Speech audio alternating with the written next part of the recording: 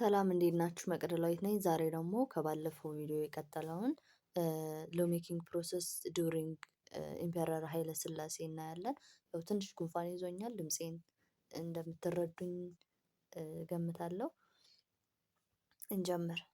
ዴር ዌር ፎር ሜጀር ታይፕስ ኦፍ ኢትዮጵያ ያለው ኔምሊ ኦርደር፣ ፕሮክላሜሽን፣ ዲክሪ ኤንድ ሌጋል ኖቲስ። እንግዲህ አራት ሜጀር ታይፕስ ኦፍ ኢትዮጵያን ለው ነበሩ ዱሪንግ ኃይለ ሥላሴ ማለት ነው። ኦርደር፣ ፕሮክላሜሽን፣ ዲክሪ እና ሌጋል ኖቲስ የምንለው the first three implies order, proclamation and decree are best known as primary legislation። እንግዲህ ከዚህ ከአራቱ ውስጥ ደግሞ እንደ ፕራይሜሪ ሌጅስሌሽን የምንጠቀማቸው ኦርደር፣ ፕሮክላሜሽን እና ዲክሪ ነው ማለት ነው። ሶ እያንዳንዱን ዲፋይን ስናደርግ ኦርደር ሪፈርስ ቱ the emperor exercise his prerogative power under Article 27 of the Constitution in 1955 to determine the organization, power, duties of all ministry, executive department and the administration of the government። እንግዲህ ፕሪሮጋቲቭ ማለት ልክ እንደ ጀጅ ፓወርን መጠቀም ማለት ነው። ሶ ኦርደር የምንለው ነገር ምንድን ነው? ኢምፐረር የራሱን ይሄ ልክ እንደ ጀጅ የሚያገለግልበትን ፓወር ለተለያዩ ኤክስኪዩቲቭ ዲፓርትመንቶች ለአድሚኒስትሬሽን ኦፍ ገቨርንመንት የሚያዝበት ወይ ነው ማለት ነው።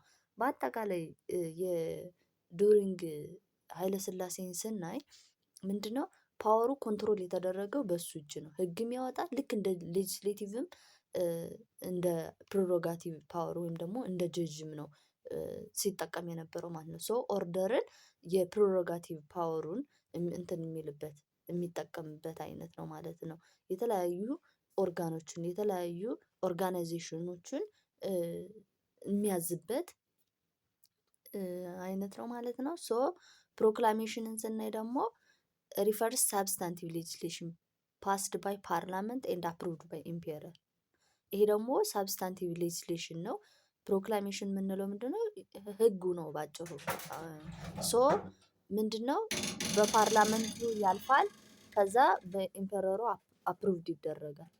ከዛ ሶስተኛውን ስናይ ዲክሪ ሪፈርስ the emperor acting alone may promulgate legislation only in the case of emergency that arise when chamber are not sitting። ዲክሪ የምንለው ደግሞ በኢምፐረሩ ብቻ አክት ሊደረግ ይችላል። መቼ? ቻምበሩ ወይም ደግሞ ሀየር እና ለወር ቻምበሩ በሌሉበት ጊዜ። አብዛኛውን ጊዜ እንግዲህ ዲክሪ ምንድነው ዱሪንግ ኢመርጀንሲ ነው። የሆነ ልክ ኮማንድ ፖስት እንደምንለው እንደዚህ አይነት ሲኖር ኢምፔረሩ ብቻ ነው አዋጁን የሚያጸድቀው ማለት ነው። አራተኛው ሌጋል ኖቲስ is used mainly for publication of rule and regulation and municipal authority for which has been delegated to various government official. It can be best labeled as subordinate legislation። እንግዲህ ሌጋል ኖቲስ የምንለው ደግሞ ፐብሊክ ሊደረግ ሲል ወይም ደግሞ ያን የወጣው ህግ ሊታተም ሲል ያሉ ሩል እና ሬጉሌሽኖች ናቸው። ማኒሲፓል ሊሆን ይችላል። ይሄ የከተማ እንትኖች አሉ አይደለ? አውቶሪቲው ደግሞ የሚሰጠው ምንድነው? ዴሊጌት የተደረገ ነው። ያ ማለት ህግ ለመውጣት ከተሰጠው አካል ፓወር ከተሰጠው አካል ዴሊጌት ተደርጎ ወይም ደግሞ እንደገና ለሌላ አካል ተሰጥቶ ያንን ሳቦርዲኔት ሌጅስሌሽን እንለዋለን። የመጀመሪያው ሌጅስሌሽን ምንድነው? በስርዓት እንትን ፓወሩ የተሰጠው ቀጥታ ነው የሚያወጣው ማለት ነው። ያንን ፕራይሜሪ ሌጅስሌሽን ይባላል። ሳቦርዲኔት ሌጅስሌሽን ስንል ግን ምንድነው? ፓወር የተሰጠው ሰው ለሌላ አሳልፎ ሲሰጥ፣ ለምሳሌ ፓርላመንቱ ወይም ደግሞ ኢምፐረሩ ራሱ ህግ የማውጣት ስልጣን አለው አይደለ? ሶ በሆነ ሚንስ ወይም ደግሞ በስራ ብዛት ወይም በዛ ሰዓት ባለመገኘቱ ምናምን ሌሎች እንዲያወጡ ያን ፓወር ሲሰጣቸው ሳቦርዲኔት ሌጅስሌሽን ይባላል። ሶ ሌጋል ኖቲስም በዛ መንገድ ነው እንትን የሚወጣው ማለት ነው። ሁለት አይነት ኖቲሶች አሉ። የመጀመሪያው ጀነራል ኖቲስ ነው which is mainly used to announce government appointments and award of honor of by emperor። እንግዲህ ጀነራል ኖቲስ የምንለው ምንድነው? የተለያዩ ሴረሞኒ ሲኖር እንዲሁም ደግሞ ገቨርንመንታሊ አፖይንት የተደረጉ ሰዎች በኢምፐረሩ አዋርድ ሲደረጉ ለህዝቡ የሚሰጠው ኖቲስ ነው። ለምሳሌ ሊሸለም ነው፣ እንደዚህ አይነት ሴረሞኒ ያሉ አለና ኑ አክብሩ ምናምን ሲባል ማለት ነው። ኖቲስ የምንለው ደግሞ which was the vehicle for announcement of certain matter of the public interest such as notice number of ይሄ ምን ማድረግላችሁ 10 of 1950 dealing with the encouragement of foreign investment። ይሄኛው ደግሞ ለምሳሌ ፎሪን ኢንቨስትመንትን ለማበረታታት የታክስ ቅናሽ ምናምን ሲደረግ ለህዝቡ ኖቲስ ወይም ደግሞ ኖቲስ ባጭሩ እውቅና መስጠት ማለት ነው። ሶ እንደዚህ አይነት ነገር ሲኖር የሚደረግ ኖቲስ ነው ማለት ነው። ቀጣይ ፐብሊኬሽን ኦፍ ሎው ነው የምናየው። እስኪ ከዛ በፊት ነጋሪት ጋዜጣ ምናምን ሲባል ሰምታችሁ ታውቃላችኋ? ሶ በዝርዝር እናየዋለን። ነጋሪት ምንድን ነው? ጋዜጣ ምንድን ነው? ነጋሪት ኢዝ አማሪክ ፎር ድረም። ጋዜጣ ኢታሊን ወርድ ነው። ኦሪጅኑ ከዛ የመጣ ነው። ያን ማለት ኒውስ ፔፐር ማለት ነው። እንግዲህ ነጋሪት ማለት ድሮ እንትን የሚሰጠው መልእክት ለህዝቡ የሚሰጠው የሚተላለፈው መለከት ተነፍቶ ምናምን ነገር ድረም የምንለው ይሄ አዋጅ ምናምን ተብሎ ነው ህዝቡ አዲስ ነገር እንትን የሚለው። ሶ በዛ እንትን የመጣ ነው ነጋሪት የሚለው ከዛ ወርድ የመጣ ነው ማለት ነው። ጋዜጣ ደግሞ የኢታሊ ወርድ ሲሆን ኒውስ ፔፐር ማለት ነው ማለት ነው።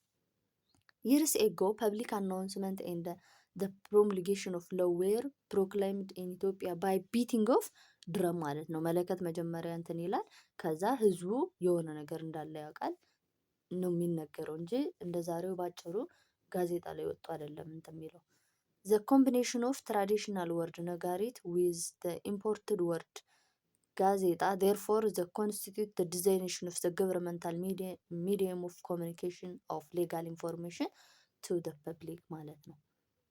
the ነጋሪት ጋዜጣ is the official legislative, executive and administrative law reporter of Ethiopia written in Amharic and English. the first issue appeared እንግዲህ ነጋሪት ጋዜጣ የምንለው ኦፊሻል የሆነ ለህዝቡ ሪፖርት ወይም ደግሞ የተደረገው ነገር የሚቀርብበት ነው። የሚጻፈው ደግሞ በአማሪክ እና በእንግሊሽ ቨርዥን ነው ማለት ነው።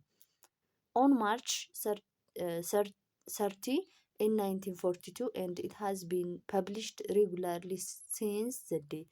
Of course, if there is any language conflict Amharic was the only official language። እንግዲህ የመጀመሪያው ፐብሊሽድ የተደረገው መጋቢት 30 1942 እንደሆነ እና አማሪክ እና እንግሊሽ ቨርዥን አለ ወይም ደግሞ ላንጉጅ አለ ብያቸዋለሁ።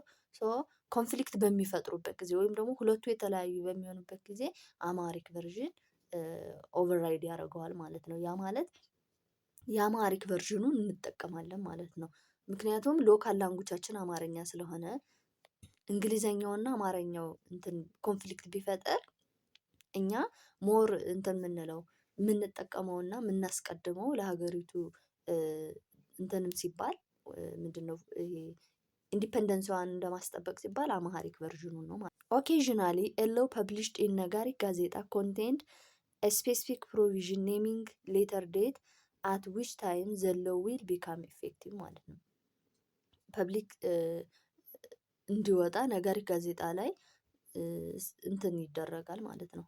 ይታተማል ከዛ ኢፌክቲቭ ይሆናል ማለት ነው። ሎ ሜኪንግ አንደር the 1955 ኮንስቲቱሽን ይሄ የመጀመሪያውን ነው የሚያወራን የ1931 አሁን ደግሞ እስካሁን ያየነው የ1931 ነው። ሶ ወደ 1955 እናልፋለን ማለት ነው።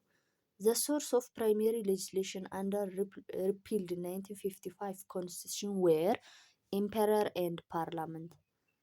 The emperor was constitutionally empowered to issue two types of primary law implies order and decree, while the parliament has the authority to issue one type of primary legislation implies proclamation። እንግዲህ በ1955 በተሻሻለው ህግ ደግሞ ኢምፔረር እና ፓርላመንቱ ፓወር ተከፋፍለዋል። ሶ ኢምፔረሩ ኦርደር እና ዲክሪ ነው የሚያወጣው፣ ፓርላመንቱ ደግሞ ፕሮክላሜሽኑን ማለት ነው። Order used to exclusively or only enacted by the emperor were primary laws principally related to issue of creation or dissolution of the organs of the state and government power or their branches, the chartering or municipalities, the rising and disbanding units of the army etc. ኦርደር የምንለው ምንድን ነው እንግዲህ በዚህ ሰዓት ወይ አፖይንት ለማድረግ ወይ ደግሞ ምንድነው ዲስአፖይንት ኦር ስቴፕ ዳውን ለማድረግ ነው የሚጠቀምበት የነበር። ለምሳሌ በመሾም ወይም ደግሞ በመሻር ያለውን ፓወሩን የሚገልጽበት በኦርደር ነው ማለት ነው። ለምሳሌ የተለያዩ የመከላከያ ኃይሎች ምናምን በመመልመል ወይም ደግሞ መሾም ከዛ ደግሞ እንደገና ዲስባንድ ማድረግ እንደዚህ አይነት ፓወሩን ኤክሰርሳይዝ የሚያደርግበት ኦርደር እንለዋለን ማለት ነው። ኢት ሹድ ቢ ኖትድ ዳት the emperor had the power to issue order without referring to any other organs of state or governmental power። እንግዲህ ኢምፐረሩ ይህን ስራ እንትን ሲል ወይም ደግሞ አንዱን ሲሽር አንዱን ሲሾም ምንም አይነት ኖቲስ ለሌላው አይሰጥም ነበር በዚህ ሰዓት ማለት ነው። ያ ማለት በቃ መሻር የፈለገውን ሰው ይሽራል፣ መሾም የፈለገውን ሰው ይሾማል ማለት ነው። it was impossible to initiate order in two ways. The first, the emperor himself could unilaterally initiate and subsequently issue them whenever he saw it fit to do so. ምንድነው ሁለት አይነት ኦርደርን ኢንሼት የሚያደርግበት ሚንስ ነበረው። አንደኛው በራሱ ማንንም ሳያማክር ጥሩ መስሎ ከታየ ወይም ደግሞ መደረግ ካለበት ኦርደርን ኢንሼት ያደርጋል ወይም ያዘጋጃል ማለት ነው። ሁለተኛው ኢኒሺዬሽን ኩድ ስታርት አት ሌቭል ኦፍ ኤኒ ስፔሲፊክ ገቨርንመንት body concerned or interested in their enactment። ሌላኛው ደግሞ የተለያየ ሌቭሎች አሉ አይደለ? የገቨርንመንታል ኦርጋኖች ወይም ደግሞ ባለስልጣን አሉ አይደል? ከነሱ ውስጥ እንትን ሊደረግ ይችላል፣ ኢንሼት ሊደረግ ይችላል አት ኤኒ ሌቭል ማለት ነው። such governmental body would as the first step submit such legal opinion or draft the council minister from where if approved it is passed on the emperor in the hands of prime minister for enact as the case። እንግዲህ ምንድነው ከዚህ ላይ ደግሞ የተለያዩ ገቨርንመንታል አካል ኢንሼት ያደርጋሉ የራሳቸውን አይዲያ ማለት ነው። ደን ወደ ካውንስል ሚኒስተር ያልፍና ካውንስል ሚኒስተሩ ጥሩ ሆኖ ከታየው ወደ ኢምፔረሩ ያሳልፋል። ሰው የመጨረሻው ስልጣን አሁንም የተለያረፈ ማለት ነው ኢምፔረሩ ላይ ማለት ነው። ከዛ ፕሮክላሜሽን were capable of being initiated in various way since the parliament was bicameral. draft proclamation could be initiated from either of two chamber of the parliament lower chamber እና higher chamber ማለት ነው። if such draft succeed in gaining majority approval in the chamber it was initiated in, it would be then transferred to other chamber where it was again subject to discussion and vote ማለት ነው። መጀመሪያ ኢንሼት ይደረጋል። ከዛ ምንድነው ማጆሪቲ ቻምበሩ አፕሩቫል ካደረገው እንደገና ለዲስከሽን ይቀርባል። ከዛ ቮትም ይኖረዋል ማለት ነው። እጅ አውጥቶ የማጽደቅ ያለማጽደቅም ይኖራል። if it again gains major vote in the second chamber it means that it has won the approval of the whole parliament and was then submitted to emperor who as the supreme sovereign would have to give the go ahead of before it's promulgated። ከዛ መጨረሻ ላይ ሁለቱም ቻምበር በቮት ካሸነፈ ወይም ደግሞ ለዛ ህግ ድምጽ ከሰጠና ማጆሪቲ ድምጽ ካገኘ ያን ኢንሼት የተደረገ ህግ ወደ ኢምፔረሩ ያልፋል ማለት ነው። ምክንያቱም እሱ እንደ ሱፕሪም ሶቨሪን ስለሆነ በዛ ሰዓት ማለት ነው። ደን ፕሮምልጌት ከመደረጉ በፊት እሱ በደንብ ያየዋል ማለት ነው። draft proclamation could also start at level any governmental body interested in having a certain law passed. such draft was submitted to the council minister from where presumably after sufficient scrutiny and ironing out it was submitted to emperor in hands of prime minister። ያው እንደነገርኳችሁ ነው ይታያል መጀመሪያ ከዛ ወደ ኢምፔረሩ ነው የሚያልፈው። where the emperor agrees with proposed law he in turn send it any of two chamber of the parliament where it was subjected to debate and finally vote። ከዛ ያየውና መጨረሻ እንደገና ወደ ቻምበሩ በቃ የመጨረሻ ቮት አድርጉ እኔ ተመችቶኛል ወይም ደግሞ ካልተመቸው ይቀየር ብሎ ይልካል ማለት ነው። if it meets with majority approval of chamber it's forward to emperor for final approval and promulgation። የቅድሙን ሀሳብ ነው የሚያጠቃልልልን። መጨረሻ ላይ ቻምበሩ ካጸደቀው ለፋይናል አፕሩቫል ወደ ኢምፔረሩ ይላካል። ከዛ ፕሮሙልጌት ይደረጋል ማለት ነው። ዲክሪን ስናይ ደግሞ ዌር ዘ ሰርድ ታይፕስ ኦፍ ፕራይሜሪ ሌጅስሌሽን ኢንፎርስ ዘን ኤንድ ዌር ዘ ሰከንድ ሌጋል ፕሮሮጋቲቭ ኦፍ ዘ ኢምፔረር። እንግዲህ ሰርድ ታይፕስ ኦፍ ፕራይሜሪ ሌጅስሌሽን ነው ብለናል። ደን ሰከንድ ሌጋል መጀመሪያ ኦርደርን አይተናላ። ይሄኛው ደግሞ ሁለተኛው የኢምፐረሩን ስልጣን እንትን የሚጠብቅ ነው። እንግዲህ ዲክሪ ዱሪንግ ኢመርጀንሲ በራሱ እንትና ኃይለ ሥላሴ እንትን የሚለው ማለት ነው የሚያወጣው ህግ ነው ማለት ነው። ዱሪንግ ኤራ ኦፍ ደ ደርግ ደግሞ እናያለን። The first noticeable change in lawmaking process that could be observed was a direct consequence of the disposition of the emperor and the disbandment of the parliament። እንግዲህ ሎ ሜኪንግ ፕሮሰሱ ዳይሬክት እንትን የነበረው ከኢምፔረሩ ጋር ነው። ፓርላመንት የሚባል እንትን አልነበረም። ዴር ዋዝ ኦንሊ ዋን ታይፕ ኦፍ ፕራይሜሪ ሌጅስሌሽን አንደር ደርግ ዳት ፕሮክላሜሽን ዋዝ ኢናክትድ ባይ ኢትስ ኮንግረንስ ማለት ነው። ዘ ፕሮቪዥን ሚሊታሪ አድሚኒስትሬቲቭ ካውንስል ኦር ፕማክ ተብሎ በሂስትሪ እንደምናውቀው ቢንግ ኦፍ ዘ ሃይስት ኦርጋን ስቴት ፓወር ደን ዋዝ ኦልሶ ዘ ኦንሊ ሶርስ ኦፍ ዘ ሶል ፕራይሜሪ ሌጅስሌሽን ኦፍ ታይም ዳት ኢምፕላይስ ዘ ፕሮክላሜሽን። እንግዲህ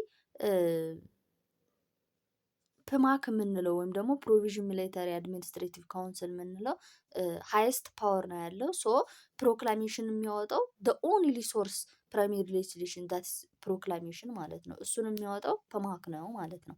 ኢትስ ትሩ ቱ ሴይ ዳት ዩዥዋሊ ዘ አውቶሪቲ ቱ ኢናክት ፕሮክላሜሽን ኢዝ ጊቨን ቱ አን ኦርጋን ስቴት ፓወር ባይ ቨርቹ ኦፍ ኮንስቲቱሽናል ፕሮቪዥን። ይህ ስልጣን የተሰጠው ደግሞ በኮንስቲቱሽን ደረጃ በወጡ አርቲክሎች ነው ማለት ነው።